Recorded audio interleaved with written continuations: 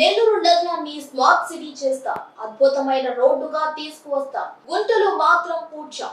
ఈ రోడ్లపై ప్రసవ వేదనతో ఉన్న మహిళ ప్రయాణం చేస్తే ఖచ్చితంగా సిజేరియన్ లేకుండా డెలివరీ అవ్వడం ఖాయం. నెల్లూరు నగరం శివారు ప్రాంతమైన కొత్తూరు, డైకాస్ రోడ్, ఆమంచర్ల, అంబాపురం తదితర ప్రాంతాల నుంచి నగరానికి ఆసుపత్రికి వస్తున్న నిండు బాలింతలు డెలివరీ అయిన సంఘటనలు ఈ రోడ్డుపై కోకొల్లలు. ఈ రోడ్డు పరిస్థితిని ఓసారి పరిశీలిద్దాం. నెల్లూరు నగరం పట్వాడిపాలెం సెంటర్ నుంచి కొత్తూరు వరకు ఆర్ఎన్బి రోడ్ వెళ్తుంది.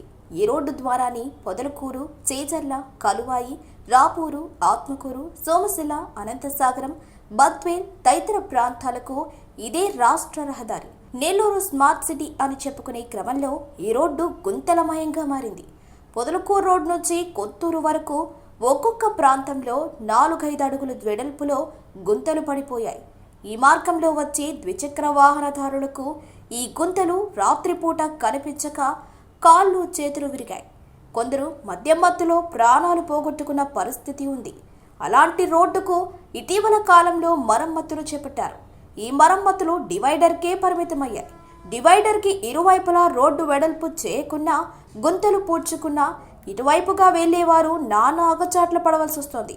డైకాస్ రోడ్ సమీపంలో ఆర్ఎన్బి రోడ్ చిన్నపాటి మడుగును తలపిస్తోంది.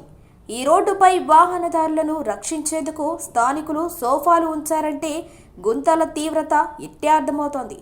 ఈ రోడ్డుపై ఛానల్ 9 ఫోకస్.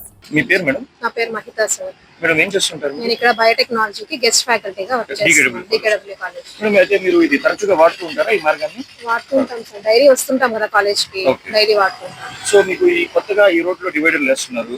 సో దీనికి ఇంతకు ముందుకి ఏమైనా వ్యత్యాసం ఉందా? మీకు ఏమైనా ఇబ్బందులు ఉన్నాయా రోడ్ వాడకంలో? ఇంతకు ముందు అయితే ఓకే, కానీ రోడ్ అంతా కొంచెం బాగా గుంతలు ఉంది సార్. ఈ డివైడర్ వేసాక కొంచెం మరీ ఇబ్బంది అవుతుంది. అంటే రోడ్ కొంచెం వైడ్ చేస్తే బాగున్నది మా ఒపీనియన్. సో ఈ డివైడర్ వల్ల వెడల్పు తగ్గింది అనుకుంటా. అంటే వెడల్పు అయితే ఉంది, యాక్చువల్ గా ఉన్న వెడల్పు ఇంకొంచెం వైడ్ చేస్తే బాగుంటుంది. మీకు పార్ట్ హోల్స్ ఎక్కువగా ఉన్నాయి సార్.